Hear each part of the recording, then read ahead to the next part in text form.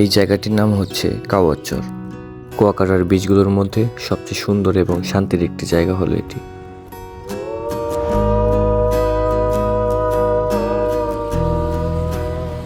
কুয়াকাটা থেকে খুব বেশি দূরে না, কিন্তু পৌঁছানোর পর মনে হয় শহর থেকে ভালোই দূরে।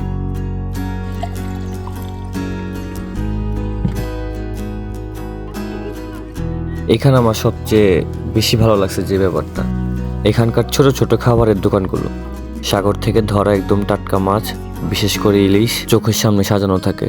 আপনি নিজের পছন্দ মতো দরদাম বলে মাছ বেছে নেবেন, তারপর সেই মাছটাই আপনার সামনে রান্না করা হবে।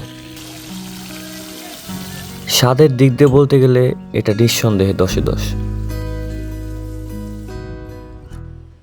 চারপাশের খোলা বালুচর আর ঝাউবনের সবুজ ছায়া জায়গাটিকে আরও শান্তিময় করে তুলেছে। এখানকার বড় একটি অংশ জুড়ে জেলে সম্প্রদায় বাস করে। ভোর থেকেই তারা সাগরে যায় মাছ ধরতে। দিন শেষে সেই মাছই হয়ে ওঠে এখানকার মানুষের জীবিকার ভরসা।